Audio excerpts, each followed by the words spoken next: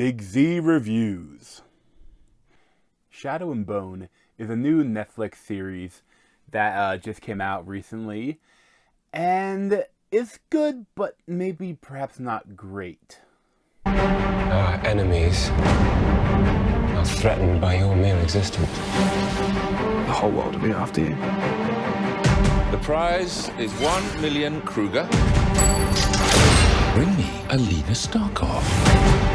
Am I a prisoner? All of Ravka is. Until you and I enter the fold. So I have not read any of the source material, although I think I may have bought one of the books on Kindle, but never got around to reading it.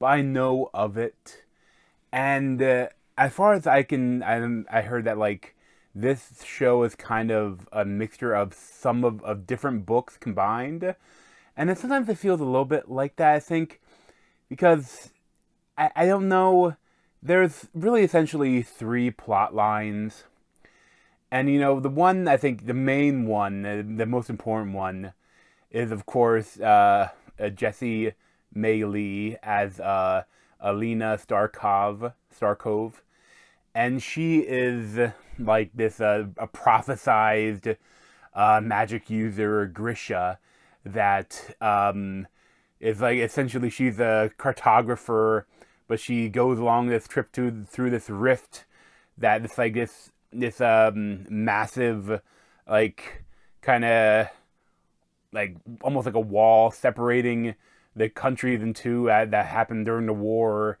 that is just like all eternal darkness and filled with monsters and stuff, and they're kind of are attacked, and she unleashes her unknown power as like a sun bringer or something like that, and brings the sun, and then now she has her whole life is changed, and that's the main story, and that's the most probably the most young adultish kind of story, because there's even like a love triangle between like the not as handsome boy that she grew up with, and played by Archie Renault as Malin Arestov.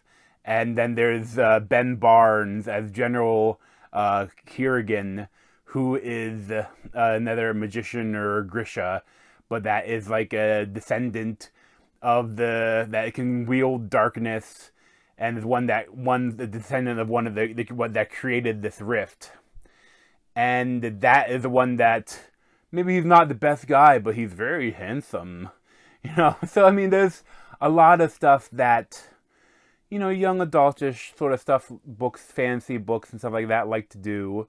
But then you also have this other angle, which is like, I think, I'm not certain, but I haven't read the books. I think I heard that maybe from them.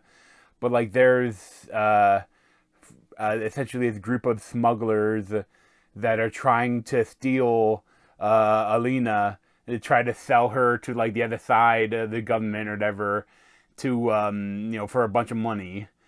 And there's like a group of, maybe the main group is Freddie Carter as Kazbrecker, Amita Suman as Inej Gaffa, and Kit Young as Jasper Fahey. And their stuff they're interesting, they're a lot different, but at the same time, like, especially the first episode is a lot. And I mean, this, like, I love fantasy stuff, and there's just a lot. There's a lot of stuff going on. There's like multiple different kind of viewpoints you're following, and you have no idea what this world is like, and they're throwing all these phrases and stuff at you, and they don't really give you a chance to just kind of breathe in this world, that is very interesting, because most most of fantasy novels, fantasy worlds, and depictions of fantasy in film is kind of, is like English, like Western Europe, like London and France and Germany, that sort of stuff. That's most of it in Rome and things like that. That's a lot of it is based on, and this is more like Eastern European. Like, Russian, like they have the weird, they wear a lot of funny hats and stuff, And I like that, how it has a very different feel to most fantasy. And there's just a lot to get into in that first episode. Because, you have to introduce these different groups, and then they have a lot to go on. I think in the middle is like there's a lot of stuff with Alina when she's like in the castle and getting used to court life and being a Grisha and being important, and it really slows down and you get more world building, but then it's almost is really slowed down in the middle. So it's like I wish the showrunners had kind of structured this a little better, a little tighter, or even have more episodes. There's only 8 episodes. And, I like that. I tend to like a shorter season, but I wouldn't mind it just a little more diving into this world so I can understand it more. Like, this is one I think it definitely might benefit if you were familiar with the books, because there's a lot here. And then, like, the third kind of main storyline, which is this one, is kind of the one that's, like, completely throwaway. Like, is Julian Kostov as Fedior, and Danielle Galligan as Nina Zenik. And that's like, she's like a heartrender, and he is like a witch hunter from a different country. And she was supposed to go on a journey with the smugglers, but she was a secret agent for the general. But then, there's a whole stuff where, she's kidnapped, and there's also stuff again too, or other stuff with the love triangle, like with Malin. Like he has a little bit of a journey, a little aside in one episode or two, and they also have like the general. You get like an episode that's more of like a history of him, so like kind of very reminiscent of Magneto in the X-Men films, and.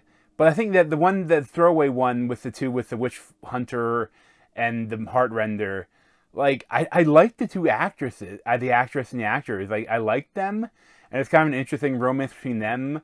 But it feels like it has no impact on the main story, and it's like, so why are we spending time on this?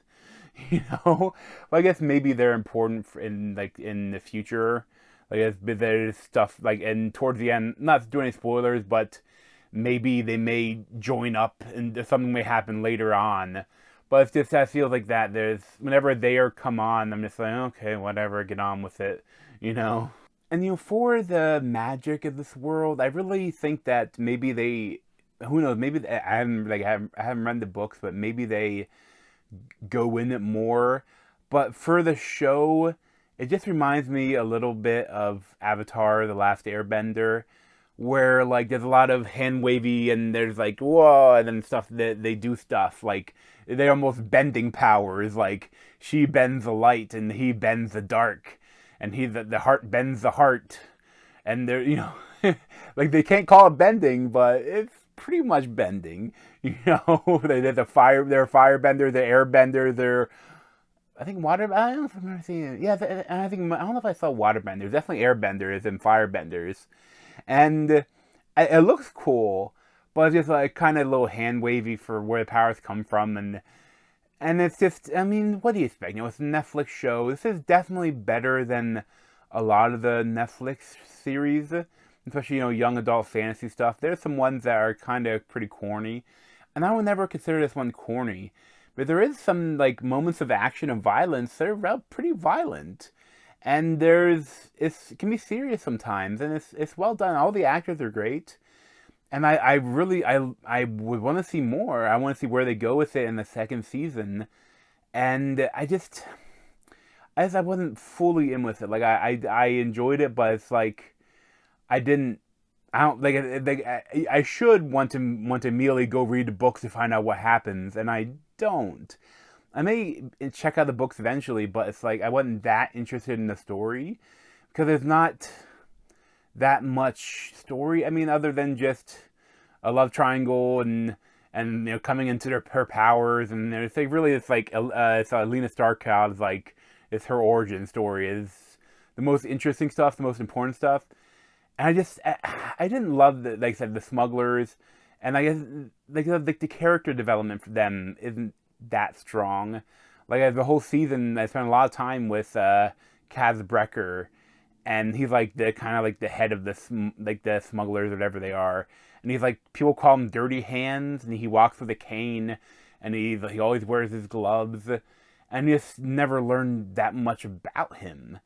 And I think that, like, but I did enjoy the show. I would recommend it. You know, it's pretty good there for a Netflix fare. You know, I probably give like a 7.5 out of 10. But thanks for watching, and if you want to see more of me, subscribe down below. Thanks.